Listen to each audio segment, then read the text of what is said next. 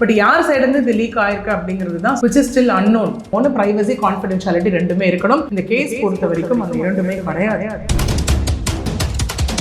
ஒன்று through media வரும், இல்லை ஆஸ் அ செகண்ட் ரீசன் அது சம்மந்தப்பட்ட பர்சன்ஸ் இதில் இருந்தே பார்த்தோன்னா ஒரு லெட்டர்லேருந்து வரக்கூடியதை நம்மளால பார்க்க முடியும். பட் இந்த கேஸ் பொறுத்த வரைக்கும் அந்த என்டையர் பெட்டிஷன் காப்பியே வெளியில் சர்க்குலேட் ஆகிட்டு இருக்கு. இந்த டியூரேஷன் எல்லாமே அவங்க திரும்ப நான் போராட்டினேன், நான் ட்ரை பண்ணேன், நம்பிக்கை துரோகம் அப்படிங்கிற மாதிரி தான். அவர் வந்து இதுக்கான கவுண்டர் கொடுக்கணும். அதுக்கப்புறம் இதுக்கு உண்டான ப்ரூஃப் எல்லாம் அவங்க சப்மிட் பண்ணணும். என்ன இப்படி பண்ணியிருக்காரு சொல்லும்போது விஜய் மேலே எந்த மாதிரியான ஆக்ஷன்ஸ் எடுப்பாங்க? இது ஃபேக் அப்படின்ற மாதிரி ஒரு கொஸ்டின் திரும்ப ரைஸ் ஆகுது அப்படின்னா அகெயின் சம்மந்தப்பட்டவங்க இதை அப்ஜெக்ட் பண்ணியிருக்கணும். 3 மாதிரியாக அவங்க வந்து அப்பியரன்ஸ் கொடுக்கலாம். ஒன்று வந்துட்டு இன் பர்சன், ரெண்டாவது வந்து விசி வீடியோ கான்ஃபரன்ஸ், மூணாவது வந்து த்ரூ அட்வொகேட் நோட்டீஸ்.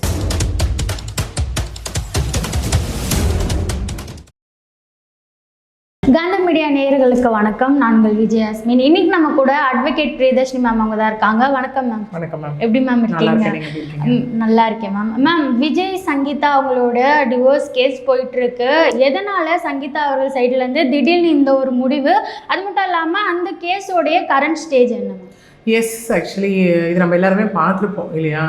அதாவது நமக்கு இந்த ஃப்ரைடேலேருந்து எல்லா சோஷியல் மீடியாலையும் சர்க்குலேட் ஆகிட்டு இருக்க ஒரு விஷயமா இருக்குது. பல கேசஸில் நம்ம பார்த்துருக்கோம் அப்படின்னா இதே மாதிரி சோஷியல் ஃபேம் இருக்கவங்க ஒரு டிவோர்ஸ்க்கு போகும்போது ரீசன்ஸ் வந்து ஒன்று த்ரூ மீடியா வரும். இந்த ரீசன்னால அவங்க டிவோர்ஸ் போகிறாங்க அப்படிங்கிறது அங்கே வரும். இல்லை ஆஸ் அ செகண்ட் ரீசன் அது என்ன வரும் அப்படின்னா இந்த சம்மந்தப்பட்ட பர்சன்ஸ் இதில் இருந்தே பார்த்தோன்னா ஒரு லெட்டர்லேருந்து வரக்கூடியதை நம்மளால பார்க்க முடியும். பட் இந்த கேஸ் பொறுத்த வரைக்கும் அந்த என்டையர் பெட்டிஷன் காப்பியே வெளியில் சர்க்குலேட் ஆகிட்டு இருக்கு. But which is not the right thing actually. ஏன்னா லா பொறுத்த வரைக்கும் நம்ம பார்த்தோம் அப்படின்னா எந்த ஒரு கேஸ் நடந்தாலும் அந்த கேஸில் வந்து 2 விஷயம் இருக்கணும். ஒன்று ப்ரைவசி கான்ஃபிடென்ஷியாலிட்டி ரெண்டுமே இருக்கணும். இந்த கேஸ் பொறுத்த வரைக்கும் அந்த இரண்டுமே கிடையாது இல்லையா? ஓகே, ஸோ அது ஒன்று. ரெண்டாவது அதுலேயே வந்துட்டு அவங்க ஃபைல் பண்ணியிருக்க செக்ஷன்ஸ் வந்து பார்த்தோம் அப்படின்னா section 27 clause 1A, B and D, அதுக்கப்புறம் section 36 and 37 of special marriage act 1954 கீழே பண்ணியிருக்காங்க. ஏன் ஸ்பெஷல் மேரேஜ் ஆக்ட் அப்படின்னு நம்ம கேட்டோம் அப்படின்னா பீப்புள் ஆஃப் 2 different religion, இங்கே சங்கீதா அவர்கள் வந்து ஹிந்து, விஜய் அவர்கள் வந்து கிறிஸ்டியன் அப்படிங்கிறதுனால ஸ்பெஷல் மேரேஜ் ஆக்ட் கீழே வந்துட்டு அவங்க ரெஜிஸ்டர் பண்ணப்பட்ட ஒரு பெட்டிஷனாக தான் இது இருக்குது. Under the heads of adultery, cruelty and desertion, இது 3 ஹெட்ஸ்கேலையும் அவங்க இந்த டிவோர்ஸ் பெட்டிஷனை ஃபைல் பண்ணியிருக்காங்க. ஓகே மேம், இந்த கரண்ட் ஸ்டேஜில் இப்போ இதுக்கான ஜட்ஜ்மெண்ட் எப்படி வரும்? அகெயின் சொல்லணும்னா this is too early to say. அதாவது வெறும் பெட்டிஷன் கொடுத்ததுனால மட்டுமே, தட் இஸ் பெட்டிஷனர் கொடுத்ததுனால மட்டுமே ரெஸ்பாண்டன்ட் வந்து அவர் மீது தான் எல்லா தவறு, அவர் வந்து தவறானவர் அப்படிங்கிறத வந்து நம்ம இப்போ டிசைட் பண்ண முடியாது. ஜஸ்ட் ஒரு அலிகேஷன்ஸ் கொடுத்து ஒரு பெட்டிஷன் கொடுத்துருக்காங்க. அதுக்கப்புறம் அதில் நிறைய அலிகேஷன்ஸ் கொடுத்துருக்காங்க. அதாவது வந்துட்டு that is adultery, extra marital அஃபேருக்கு கொடுத்துருக்காங்க. கூடவே வந்து டெசர்ஷன், அதாவது ஒரு 2021 அப்புறம் நாங்கள் ஒரே வீட்டில் இருந்தாலும் நாங்கள் பிரிந்து தான் இருக்கோம் அப்படின்னும் க்ரூயாலிட்டியும் அங்கே கொடுத்துருக்காங்க. தட் இஸ் என்னை நெக்லெக்ட் பண்ணார், என்னையும் என் குழந்தைங்களையும் வெளியே கூட்டிகிட்டு போகிறதில்ல அப்படிங்கிற மாதிரியான விஷயங்கள் எல்லாமே கொடுத்துட்டு அந்த நடிகை வந்து இந்த ஃபோட்டோஸ் எல்லாம் போடுறப்போ அவர் வந்து அப்ஜெக்டும் பண்ணலை, அது வந்துட்டு ஏனும் வந்து அவர் கேள்வியும் கேட்கல, மறுக்கவும் இல்லை அப்படிங்கிற மாதிரியான விஷயங்கள். அவர் இதை அக்செப்ட் பண்ணிட்டும் அதுக்கப்புறம் அஷூரன்ஸ் கொடுத்தாரு மாற்றிக்கிறேன்னு சொல்லி அப்படிங்கிற மாதிரியான அலிகேஷன்ஸ் எல்லாம் தொடர்ந்து வந்து இந்த இடத்துல கொடுத்துருக்காங்க. டெசர்ஷன் இஸ் சம்திங் 2 வருடங்களுக்கு மேலாகவும் அவங்க கணவன் மனைவியாக வாழாமல் இருந்தால் that amounts to desertion. Okay, இது எல்லாமே கொடுத்துருக்காங்க. அதாவது சொன்ன மாதிரி திஸ் இஸ் டூ இயர்லி ஒரு அலிகேஷன்ஸ் தான் இப்போ வைக்கப்பட்டிருக்கு. இதுக்கப்புறம் அடுத்த இயரிங்கில் விஜய் அவர்கள் வரணும். ஓகே, 2 பேரும் ஆஜராகணும்னு சொல்லியிருக்காங்க. அவர் வந்து ஃபர்ஸ்ட் வந்து வக்காலத்து போட்டு அந்த கேஸை வந்துட்டு அண்டர்டேக் பண்ணணும். பண்ணதுக்கப்புறம் பார்த்தோம் அப்படின்னா அவர் வந்து இதுக்கான கவுண்டர் கொடுக்கணும். அதுக்கப்புறம் இதுக்கு உண்டான ப்ரூஃப் எல்லாம் அவங்க சப்மிட் பண்ணணும். இங்கே கூடவே ஆஸ் பர் செக்ஷன் 36 and 37 கீழே அவங்க மெயின்டெனன்ஸும் கேட்டிருக்காங்க, என்ட்ரி மெயின்டெனன்ஸும் கேட்டிருக்காங்க, பர்மனன்ட் அலிமோனியும் கேட்டிருக்காங்க. அதுக்கான விஷயங்கள் டிசைட் பண்ணப்படணும். அப்புறம் சொன்ன மாதிரி ப்ரூஃப், அப்புறம் ட்ரையல் ஸ்டார்ட் ஆனோம், அதுக்கப்புறம் தான் ஜட்ஜ்மெண்ட். ஸோ இது வந்து ஒரு லாங் ப்ராசஸாக தான் இந்த இடத்துல இருந்துட்டு இருக்கு. மேம், இந்த பிரச்சனை வந்து 2021 ஸ்டார்ட் ஆகியிருக்கு இல்லையா? அப்போல்லாம் கொடுக்காம இப்போ ஏன் இவங்க வந்து இந்த ஒரு அலிகேஷனை வச்சதுக்கான காரணம் என்ன? அதுவும் அடுக்கடுக்கான குற்றச்சாட்டுகளை அவர் விஜய் மேலே வச்சிருக்காங்க இல்லையா? நீங்கள் எந்த ஒரு லைஃப்மே எடுத்துக்கோங்களேன், அவனை காமன் நோட், எந்த ஒரு மேட்ரிமோனியல் டிஸ்பியூட், லைஃப்மே நீங்கள் எடுத்துக்கிட்டீங்க அப்படின்னாலுமே அங்கே ஹஸ்பண்ட் அண்ட் ஒய்ஃப் அப்படிங்கிறது கடைசி கட்டம் வரைக்கும் அவங்களோட முயற்சிகளை ஜெயிலில் போட்டுட்டு தான் இருப்பாங்க. ஓகே, ஈவன் அந்த அவங்க கோர்ட்டுக்கு வந்த அப்புறமே அங்கே மீடியேஷன் ப்ராசஸ்லேயே நடக்கக்கூடிய ஒரு விஷயம். அதுதான் ஃபர்ஸ்ட் ப்ராசஸ். அங்கே என்னவா இருக்கும் அப்படின்னா 2 பேரையும் அங்கே வந்து உட்கார வச்சு பேசி என்ன பிரச்சனைகள்னு கேட்டு, இது வந்து எப்படின்னா ஓகே இதுக்கப்புறம் உங்களுக்கு சேர்ந்து வாழ்றதுக்கு எந்த ஒரு வழியுமே கிடையாதா அப்படிங்கிற அடுத்த கட்டத்தை நோக்கி தான் அது போகும். ஏன்னா ஒரு லைஃப் அப்படிங்கிறது ஈஸி கிடையாது. ஓகே, அவங்கள சேர்த்து வைக்கணும், அவங்களுக்குள்ள இருக்க மனஸ்தாபங்கள், அவங்களுக்குள்ள இருக்க விஷயத்த வந்து அவங்க பேசிக்கணும், ஏதாவது மாறிடாதா அப்படிங்கிற ஒரு விஷயத்தை நோக்கி தான் எல்லா ட்ரையுமே இருக்கும் அந்த இடத்துல. ஓகே, இங்கே ஆஸ் பர் பெட்டிஷன் அவங்க சொல்லியிருக்கிறதும் என்ன அப்படின்னா 2021 எனக்கு தெரிய வந்து கேட்டேன். அதுக்கப்புறம் 2021 செப்டம்பர் டு 2022 பிப்ரவரி வரைக்கும் நானும் என்னோட லீகல் கவுன்சில்ஸ் மூலியமாகவும் நான் ட்ரை பண்ணேன். அப்பயும் எந்த சொல்யூஷனும் வரல. திரும்ப 2024 2025 இப்போ எல்லாம் நோட்டீஸும் பரிமாறப்பட்டது அப்படின்னும் சொல்லியிருக்காங்க. கூடவே நவம்பர் 9 2025 கடைசியாக நான் உட்காந்து அவர்கிட்ட பர்சனலாக பேசும்போதும் இல்லை எந்த சொல்யூஷனும் எட்டப்படலைன்னு சொல்கிறாங்க. Which means as per hour petition இந்த டியூரேஷன் எல்லாமே அவங்க திரும்ப நான் போராட்டினேன், நான் ட்ரை பண்ணேன், ஓகே அப்படிங்கிற ஒரு விஷயம் தான் இருக்குங்க. நம்பிக்கை துரோகம் அப்படிங்கிற மாதிரி தான். அதெல்லாம் இல்லைன்னும் போது ஃபைனலாக நவம்பர் ட்ரை பண்ணிட்டு அதுக்கப்புறம் அவங்க ஃபைல் பண்ணப்பட்டு தான் இந்த பெட்டிஷன் இருக்குது. Okay, so after a long struggle, okay அதுக்கப்புறம் இந்த பெட்டிஷன் ஃபைல் பண்ணப்பட்டதாக தான் இப்போ இருக்குது. ஸோ இவ்வளோ டியூரேஷன் அப்போ ஏன் பண்ணல இப்போ ஏன் பண்ணாங்க அப்படின்னு கேட்குற கேள்விக்கு நமக்கு அந்த பெட்டிஷன்லேயே வந்து நமக்கு அது ஆன்சர் இருக்குது. மேம் அதை தாண்டி அவங்க நிறைய விஷயங்கள் சொல்லியிருக்காங்க இல்லையா, மன ரீதியாக நான் துன்புறுத்தப்பட்டிருக்கேன், பொருளாதார ரீதியாக நான் ரொம்ப அடிபட்டிருக்கேன், அது மட்டும் இல்லாமல் விஜய் அவர்களும் சைக்கோ அப்படின்ற மாதிரி சொல்லியிருக்காங்க. இந்த விஷயங்கள் எல்லாம் எப்படி கொண்டு போகிறது ஒரு டிவோர்ஸ் கேஸில் அப்படின்னு ஒரு விஷயம். இது எல்லாமே அதான் திரும்ப சொல்லுவாங்க, அவங்க ஃபினான்ஷியல் ரெஸ்ட்ரிக்ஷன் போட்டாரு, எங்களை வெளியே கூட்டிகிட்டு போகிறதில்ல அப்படிங்கிற மாதிரி எல்லாமே அவங்க சொல்லியிருக்காங்க அந்த இடத்துல. அகெயின் அதான் சொல்லலை, இது எல்லாமே இப்போ அவங்க அடல்ட்ரி, க்ரூயாலிட்டி, டெசப்ஷன் இது 3மே வச்சிருக்காங்க இல்லையா, இது 3மே அவங்க ப்ரூவ் பண்ணணும். ஓகே, ப்ரூஃப் தேவைப்பட்ட நடிகை பேரையும் நான் சொல்லுவேன், பார்ட்டி டு த கேஸாகவும் சேர்ப்பேன்னு சொல்லியிருக்காங்க இல்லையா. ஸோ இதுக்கு எல்லாமே அவங்க கண்டிப்பாக ப்ரூஃப் கொடுக்கணும். அந்த இடத்துல எந்த அளவுக்கு ப்ரூஃப் கொடுத்து அவங்க ப்ரூவ் பண்ண போகிறாங்கன்றது ஒன்று இருக்குது. ஓகே, கூடவே இந்த பெட்டிஷன் சர்க்குலேட் ஆகும்போது அந்த ஒரு பாயிண்ட் மட்டும் பெருசாக சர்க்குலேட் ஆகலை. என்னென்னா எங்களுக்கு ப்ரைவசி வேணும், இன் கேமரா ப்ரொசீடிங்ஸும் அந்த இடத்துல கேட்டிருக்காங்க இல்லையா. கூடவே வந்து என்ன அப்படின்னா ப்ரைவசி வேணும் அப்படிங்கிற ஒரு விஷயமும் இந்த இடத்துல கேட்டிருக்காங்க. அதாவது அந்த டிக்னிட்டி, ஃபேம் எல்லாமே காரணம் கருதி ஒன்று. இன்னொன்று வந்து என்னென்னா ப்ரைவசி வேணும் அப்படிங்கிறதுனால இது சோஷியல் மீடியாவில் ஒரு பேசும் பொருளாகவோ ஒரு டிபேட்டாகவோ ஒரு இன்டர்வியூ பேஸ்டு டிஸ்கஷன் ஆன நெகட்டிவ் இது அந்த மாதிரிலாம் எதுவுமே வந்துட்டு இருக்கக்கூடாது அப்படிங்கிறதும் அவங்க திரும்ப கேட்டிருக்காங்க அவங்களோட இதை பொறுத்த வரைக்கும் இல்லையா. ஸோ இது எல்லாமே அகெயின் வச்சிருக்க அலிகேஷனை பொறுத்த வரைக்கும் ப்ரூஃபை வச்சு தான் இங்கே எல்லாமே டிசைட் ஆக போகுது. மேம் இதை தாண்டி அவங்க வந்து இந்த கேஸ் போயிட்டுருக்கு முடிஞ்சதுக்கு அப்புறம் கூட முடிகிறதுக்கு முன்னாடி எனக்கு அந்த நீலாங்கரை வீட்டில் இருக்கிறதுக்கான ஃபெசிலிட்டி வேணும் அப்படின்னு கேட்டிருக்காங்க. ஒரு டிவோர்ஸ் கேஸில் அந்த மாதிரி தர முடியுமா? எஸ் ஆக்சுவலி ஒரு டிவோர்ஸ் கேஸ் பொறுத்த வரைக்கும், ஹஸ்பண்ட் அண்ட் ஒய்ஃப் பொறுத்த வரைக்கும் அந்த கேஸ் முடிகிற வரைக்கும் ஓகே அவங்க அந்த ஷேர்ட் ஹவுஸ் ஹோல்டுன்னு சொல்லுவோம். ஓகே, அவங்க அதே வீட்டில் இருக்கக்கூடிய எல்லா ரைட்ஸும் அவங்களுக்கு இருக்குது. அப்படி அந்த ஒய்ஃப் அவங்க வெளியில் போன்னு சொன்னாங்கன்னா அந்த ஹஸ்பண்ட் வந்துட்டு அந்த டொமஸ்டிக் வைலன்ஸாக பண்ணுறாரு அப்படிங்கிறதும் அந்த இடத்துல வந்துட்டு ஒரு டினோட் பண்ணப்படும் அந்த இடத்துல. ஸோ அதை தான் அவங்க திரும்ப கேட்டிருக்காங்க, ரைட் டு ரிசைட் இந்த மேட்ரிமோனியல் ஹோம். ஓகே, இந்த கேஸ் போகிற வரைக்கும் என்னோட மேட்ரிமோனியல் ஹோம் ஆகிய நீலாங்கரை வீட்டில் நான் இருக்கணும் அப்படின்னு கேட்டிருக்காங்க. எஸ், ஆஸ் பர் லா அந்த ஒய்ஃப் அந்த கேஸ் நடக்கிறப்போ அந்த வீட்டில் தாராளமாக இருக்கலாம். இந்த ப்ரூஃப்லாம் அவங்க காட்டினதுக்கு அப்புறமா அவங்க நார்மலாக டிவோர்ஸ் கேட்டதை தாண்டி நிறைய விஷயங்கள் அவங்களுக்கு குற்றச்சாட்டு வச்சிருக்காங்க இல்லையா, என்னை இப்படி பண்ணியிருக்காருன்னு சொல்லும்போது விஜய் மேலே எந்த மாதிரியான ஆக்ஷன்ஸ் எடுப்பாங்க? இன்னொன்று நம்ம பார்க்கணும்னா டிவோர்ஸ் பெட்டிஷன் இது வந்து again it is civil case. Okay, இது வந்து கிரிமினல் கேஸ் கிடையாது. ஓகே, அதாவது திருமணத்தை தாண்டி ஒரு உறவு that is extra marital affair அப்படிங்கிறதும் சிவில் டிவோர்ஸ் கிரவுண்ட் ஃபார் டிவோர்ஸாக தான் வருது. சுப்ரீம் கோர்ட் அதை டீக்ரிமினலைஸ் பண்ணதுக்கு அப்புறம் கிரிமினல் ஆக்ஷன்லேருந்து அதை எடுத்துட்டாங்க. இதுவே வந்து உங்களுக்கு வந்து திருமண பந்தத்திலே இருந்துக்கிட்டு இன்னொரு திருமணம் பண்ணியிருந்தாங்க அப்படின்னா it amounts to criminal action that is bigamy. அந்த மாதிரியான குற்றச்சாட்டு இந்த இடத்துல கிடையவே கிடையாது. அப்படி இருக்கும்போது முழுக்க சிவில் கேசிங். அவங்க என்ன கேட்டிருக்காங்க அப்படின்னா டிசல்யூஷன் ஆஃப் மேரேஜ் கேட்டிருக்காங்க, that is legal termination of marriage.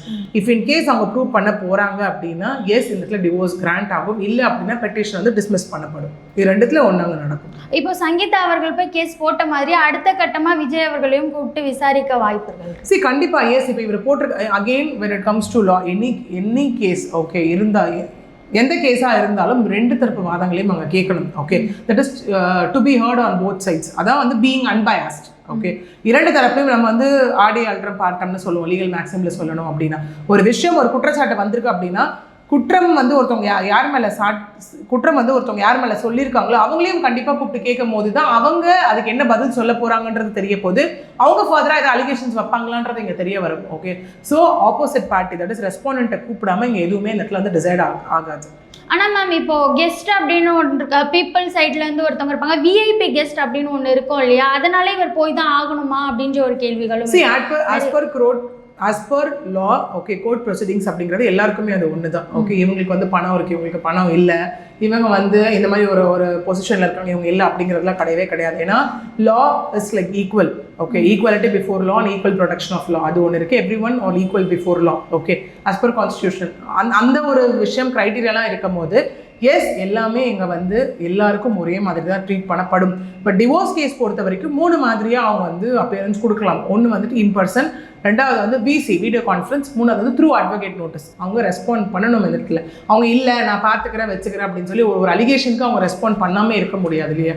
Sir, இதை தாண்டி அவங்க வந்து ஜீவனாம்சம் கேட்டிருக்காங்க. இப்போ விஜய் அவர்கள் பாலிடிக்ஸில் இறங்கிட்டாரு, இதை தாண்டி படங்களும் பண்ணலை. இப்படி இருக்கும்போது இந்த ஒரு விஷயத்தை எப்படி ஹேண்டில் பண்ணுவாங்க ஒருவேளை கேஸில் சங்கீதா ஜெயிச்சிட்டா? எஸ், இப்போ பார்த்தீங்க அப்படின்னா பர்மனெண்ட் அலிமோனின்ற ஒரு கான்செப்ட் கேட்டிருக்காங்க. இன்ட்ரி மெயின்டெனன்ஸ் அப்படின்னும் கேட்டிருக்காங்க. இன்ட்ரி மெயின்டெனன்ஸ் இஸ் சம்திங் என்ன அப்படின்னு பார்த்தோம்னா, இன்ட்ரி மெயின்டெனன்ஸ் அப்படின்னா அந்த கேஸ் நடக்கும் போதே மாதம் இவ்வளோ தொகை அப்படிங்கிறது இன்ட்ரி மெயின்டெனன்ஸ். பர்மனெண்ட் அலிமோனி அப்படிங்கிறது தட் இஸ் கேஸ் முடியும் போது எனக்கு ஒரு செட்டில்மெண்ட் அமௌண்ட் அப்படிங்கிறது alimony, that is permanent alimony. Okay, அது எப்படி கால்குலேட் பண்ணப்படும் அப்படின்னா இதுலேயுமே அவங்க ஃபேர் அண்ட் ரீசனபிள்னு தான் கேட்டிருக்காங்க. அதாவது தகுதிக்கேற்ப இப்போ இருக்காரு அப்படின்னும் போது அவரோட ப்ராப்பர்ட்டி வேல்யூ என்னென்ன இருக்கும், அவருக்கு என்னென்னலாம் இன்கம் சோர்ஸ் இருக்குன்ற ஒரு விஷயம் இருக்குது, அதை தாண்டி அவரோட லயபிலிட்டிஸ் என்னென்ன இருக்குது அப்படிங்கிறது எல்லாமே வச்சு தான் இங்கே அந்த alimony that is lump sum amount அப்படிங்கிறது இங்கே டிசைட் செய்யப்படும். மேம், இப்போ இந்த கேஸில் சங்கீதா விஜய் இருக்காங்க, இதை தாண்டி திருமணத்தை தாண்டிய ஒரு உறவில் இருந்திருப்பாங்கல்ல, அவங்களே எந்த மாதிரியெல்லாம் கூப்பிட்டு விசாரிப்பாங்க, என்ன விசாரணை? இங்கே அதுதான் தேவைப்பட்டால் அகைன் சொன்ன மாதிரி தான் கேஸ்க்கு தேவைப்படும் போது அவங்களை பார்ட்டி டு த கேஸாக சேர்க்கலாம். ஓகே, ஒரு கட்டம் வரைக்கும் போகுது அப்படின்னு கேஸ் அதை தாண்டி போகும்போது ப்ரூவ் ஆகப்படுது, கேஸ் வந்து போகும்போது ஸ்ட்ரெச் ஆகிற டைமில் வந்துட்டு தட் இஸ் இந்த லாங் ரன் கண்டிப்பாக அவங்களுக்கு தேவைப்படும் பட்சத்தில் அவங்களை கண்டிப்பாக வந்து கேஸில் உள்ள கூப்பிட்றதுக்கான சான்சஸும் இருக்குது. அதே போல் இந்த அவங்களோட ஜீவனாம்சம் பட்ஜெட் வந்து எந்த அளவுக்கு விஜய்க்கு போடப்படும் மேம்? இல்லை, இப்போ நான் சொன்னேன் இல்லையா உங்களுக்கு அதுதான். ஓகே, ஏன்னா அந்த ப்ராப்பர்ட்டி வேல்யூ அதை பொறுத்து அது எல்லாமே வச்சு தான் இங்கே வந்து அலிமோனி அப்படிங்கிறது டிசைட் செய்யப்படும். அது எதை வச்சு டிசைட் செய்யப்படும் அப்படின்னா சங்கீதா அவர்கள் வந்து அந்த லைஃப் லீடிங் ஒரு ஃபேக்டர் இருக்குது இல்லையா. ஓகே, அவங்க இவ்வளோ நாள் வாழ்ந்த ஸ்டாண்டர்ட் ஆஃப் லிவிங் அது ஒன்று இருக்குது. ஓகே, தென் அந்த குழந்தைங்களையும் உள்ள வந்து இன்க்ளூட் பண்ணணும். ஓகே, அவங்களுக்கான டே டு டே எக்ஸ்பென்சஸ் என்ன, இப்போ இவங்களுக்கு ஏதாவது மெடிக்கல் எக்ஸ்பென்சஸ் இருந்தால் அது, ஓகே, லைஃப்பை லீட் பண்ணுறதுக்கான ஒரு எக்ஸ்பென்சஸ், குழந்தைங்களுடைய எஜுகேஷன், அவங்களோட மேரேஜ், அதுக்கப்புறம் அது எல்லாமே வச்சு தான் இங்கே அலிமோனி பாயிண்ட் அப்படிங்கிறது டிசைட் செய்யப்படும். மேம், இதெல்லாம் தாண்டி இந்த டிவோர்ஸ் கேஸ் வந்து ஃபேக் அப்படின்ற மாதிரி சோஷியல் மீடியாவில் நிறைய கமெண்ட்ஸ் மீம்ஸ்லாம் வந்துட்டுருக்கு. உண்மையிலேயே ஒரு லீகலான ஒரு டிவோர்ஸ் பெட்டிஷன்னா எப்படி வரும் வெளியில் அப்படின்றது தெரியும். வெளியில் வராது ஆக்சுவலி. அதுதான் இதை யார் இது வரைக்கும் இதை லீக் பண்ணாங்க அப்படிங்கிற ஒரு ஸ்டேட்டஸே அன்னோனாக தான் இருக்குது இந்த இடத்துல. ஓகே, அப்படி இந்த டிவோர்ஸ் பெட்டிஷன் ஃபேக் அப்படின்னா பை திஸ் டைம் யாராவது ஒருத்தர் அப்ஜெக்ட் பண்ணியிருக்கணும். இல்லை ஃபேக் அப்படின்னா கண்டிப்பாக யாராவது இதில் சம்மந்தப்பட்டவங்க ஒருத்தவங்க கண்டிப்பாக அப்ஜெக்ட் பண்ணுவாங்க. இன்னொரு விஷயம் மேம், அந்த ஃபோட்டோ போட்டு வராது கோர்ட் சைட்லேருந்து அப்படின்ற மாதிரி சொல்லுவாங்க, அது உண்மையாக தானா? இல்லை ஒரு நம்ம கோர்ட் காப்பி அப்படிங்கிறது பெட்டிஷன் ஃபைலிங் அப்படிங்கிறது கண்டிப்பாக நம்ம வந்து அந்த இடத்துல ஃபோட்டோ பேஸ்ட் பண்ணி தான் நம்ம கொடுக்குற மாதிரி இருக்கும், which is mandatory again. Okay, ஏன்னா அந்த like what are the documents required for marriage அப்படிங்கிறதுல வரும்போது எஸ் அவங்களோட passport size which is mandatory again. Okay, முதல்ல அப்படி இருக்கும்போது ஆஸ் பர் பெட்டிஷன் காப்பியில் ஃபோட்டோ ஒட்டுறது அப்படிங்கிறது S it is a procedure. Okay, அப்படி அது ஒரு பக்கம். பட் அப்படி ப்ரைவசி கான்ஃபிடென்ஷியலாக வைக்க வேண்டிய விஷயமே எப்படி வெளியில் வந்தது அப்படிங்கிறது தான் இது வரைக்குமான கொஸ்டினாக இருக்குது. அது மட்டும் இல்லாமல் சைன் போடுறது எல்லாமே சேஞ்ச் ஆகியிருக்கு அப்படின்ற ஒரு விஷயம் வந்திருக்கு. இதெல்லாம் எப்படி நான் பார்க்குறேன்? இப்போ அதுதான் இப்போ நீங்கள் கேட்ட மாதிரி அப்போ அப்படிலாம் இருந்ததுன்னா இது ஃபேக் அப்படின்ற மாதிரி ஒரு கொஸ்டின் திரும்ப ரைஸ் ஆகுது அப்படின்னா அகெயின் சம்மந்தப்பட்டவங்க இதை அப்ஜெக்ட் பண்ணியிருக்கணும், இல்லை சம்மந்தப்பட்டவங்க இதை அப்ஜெக்ட் பண்ணும்போது தான் இது ஃபேக்கா உண்மையா அப்படிங்கிறதே நமக்கு தெரிய வரும். மேம், இவங்க சம்மந்தப்பட்டவங்க வந்து வெளியில் வந்து இல்லை இது இப்படி கிடையாதுன்னு சொன்னதுக்கு அப்புறமா இந்த ஃபேக்காக இதை வந்து போஸ்ட் பண்ணியிருப்பாங்க இல்லையா, அவங்க மேலே எந்த மாதிரியான ஆக்ஷன்ஸ்லாம் எடுக்கப்படும்? இல்லை, that is what spreading rumours. Okay, again நம்ம அதுதான் நம்ம இன்னும் அந்த ஆன்லைன் பேஸு சைபர் கிரைம், ஏன்னா இப்போ நம்ம பார்த்தா AIDWA all India domestic women's forum அவங்களுமே இங்கே வந்து சொல்லியிருக்காங்க.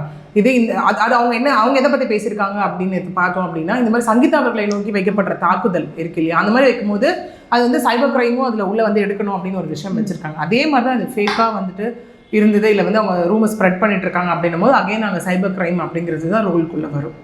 இதை தாண்டி இவங்க வந்து 2 முறை பெரிய ட்ரை பண்ணியிருக்கோம் அப்படின்ற மாதிரி அவங்க ஒரு பெட்டிஷன் வச்சுருக்காங்க. 2 முறை இதுக்கு முன்னாடி அவங்க போயிருப்பாங்களா, இது எந்த மாதிரியான ஹேண்டில் பண்ணியிருப்பாங்க, எந்த மாதிரி அந்த ஒரு விஷயத்தை ஹேண்டில் பண்ணியிருப்பாங்க அப்படின்னும் போது அவனோட லீகல் நோட் அவங்க வந்து நோட்டீஸ் பரிமாறப்பட்டது அப்படின்னு தான் அந்த இடத்துல சொல்லியிருக்காங்க. மியூச்சுவல் கூப்பிட்டு மியூச்சுவல் வரல அப்படிங்கிற மாதிரியான ஒரு விஷயம் தான் அங்கே சொல்லப்பட்டிருக்கு. பட் கோர்ட்டில் ஃபைல் பண்ணியிருந்தாங்க அப்படின்னா அகெயின் கோர்ட்டில் ஃபைல் பண்ணியிருந்தாலும் அதோட ப்ராசஸ் இந்நேரத்துக்கு போயிருக்கணும் முன்னாடி. ஓகே, இப்போ நமக்கு நம்பர் வந்திருக்கு, கோர்ட்டில் என்ன இருக்குது, அந்த இது எல்லாமே கூட இப்போ நமக்கு வந்து சர்க்குலேட் ஆனது நம்மளால் பார்க்க முடியுது இல்லையா? ஸோ அப்படி இருக்கும்போது இது வரைக்கும் அவங்க வந்து லீகல் நோட்டீசஸ் பரிமாறப்பட்டது அப்படிங்கிற ஒரு ஸ்டேட்மெண்ட் தான் இங்கே இது வரைக்கும் இதில் இருக்கு. மேம் இது ட்ரூவா ஃபால்ஸான்றதே இன்ன வரைக்கும் தெரியாமல் இருக்கிற பட்சத்தில் இந்த கேஸை எந்த தூரத்துக்கு கொண்டு போவாங்க? இது வந்துட்டு பெட்டிஷனே ஃபேக்கா, இந்த கேஸ் ஃபைல் பண்ணதே ஃபேக்கா அப்படிங்கிற மாதிரியான கொஷன்ஸ், ரூமர்ஸ் எல்லாமே, கமெண்ட்ஸ் எல்லாமே சோஷியல் மீடியாவில் வந்துட்டு இருக்கு. ஓகே, பட் ஒரு பக்கம் அவங்க கோர்ட்டுக்கு போயிருக்காங்க, ஃபைல் பண்ணியிருக்காங்க அப்படின்னும் போது அது ஒரு பக்கம் அடுத்தடுத்த ப்ரொசீடிங்ஸை நோக்கி போயிட்டு தான் இருக்கும் அந்த இடத்துல. இன்னொரு விஷயம் என்னன்னா மேம், இப்போ பக்காவா தரவா ஒரு கோர்ட் சைட்லேருந்து வர ஒரு பெட்டிஷன் மாதிரி லீக் பண்ணியிருக்காங்க இல்லையா? ஒருவேளை இது ஃபேக்கா இருந்தா இது வந்து கோர்ட்ல இருக்கிறவங்க சைட்லேருந்து தான் வந்திருக்கும் அப்படின்ற ஒரு கேள்வி. கண்டிப்பாக அப்படி சொல்ல முடியாது. ஏன்னா கோர்ட்ல இருந்து கோர்ட்ல இருக்கவங்க சைடு இருந்து யாரும் வந்து வெளியில கொடுப்பாங்க, கண்டிப்பாக கொடுக்கறதுக்கான எந்த சான்சஸும் கிடையாது. ஓகே, இது யார் சைடு இருந்து எங்க, ஏன்னா நம்ம இப்போ எல்லாமே என்ன பேசிட்டு இருக்கோம்னா ப்ரெசம்ப்ஷன் ஃபேக்டர்லாம் எல்லாமே பேசிட்டு இருக்கோம். இவங்க கிட்ட இருந்து வந்திருக்குமா, அவங்க கிட்ட இருந்து வந்திருக்குமா, இவங்க கிட்ட இருந்து வந்திருக்குமா அப்படிங்கிற மாதிரியான விஷயங்கள் எல்லாமே. ஓகே, அப்படி இருக்கும்போது ஒரு லீகல் ஃப்ரெட்டர்னிட்டி சைட்ல இருந்து ஓகே அப்படி நம்ம பார்க்கும்போது கண்டிப்பாக அந்த சைட்ல இருந்து லீக் ஆயிருக்கான சான்சஸ் எதுவுமே கிடையாது. பட் யார் சைடு இருந்து இது லீக் ஆயிருக்கு அப்படிங்கிறது தான் ஸ்டில் நான் சொன்ன மாதிரி முதல்ல which is still unknown. அந்த ஒரு விஷயம் தான் இன்னும் நமக்கு தெரியாமே இருக்கு. ஓகே மேம், இந்த கேஸை கடைசியாக எது வரைக்கும் தள்ளி வச்சிருக்காங்க? இப்போ இந்த கேஸை திரும்பியும் எப்படி ஆரம்பிப்பாங்க? Yes, next hearing. இப்போ நெக்ஸ்ட் ப்ராசஸ் அப்படின்னு பார்த்தீங்கன்னா சர்வீஸ் இஷ்யூ ஆஃப் சர்வீஸ் அப்படிங்கிறது, அது சம்மன் வந்து ஆப்போசிட் ரெஸ்பாண்டன்ட்க்கு வந்து இப்போ சர்வ் பண்ணப்படும். ஓகே, அது சர்வ் பண்ணதுக்கப்புறம் அவர் வந்து அதை அப்பியர் கொடுத்து அடுத்தடுத்து நம்ம சொன்ன அந்த ப்ரொசீடிங்ஸ் எல்லாம் போகும்போது தான் நமக்கு அடுத்த கட்டத்தை நோக்கி இந்த கேஸ் எது வரைக்கும் போகுது அப்படின்றது நமக்கு தெரிய வரும். சமுதாயம் சார்ந்த நிறைய விஷயங்களை பகிர்ந்ததுக்கு நன்றி. நன்றி.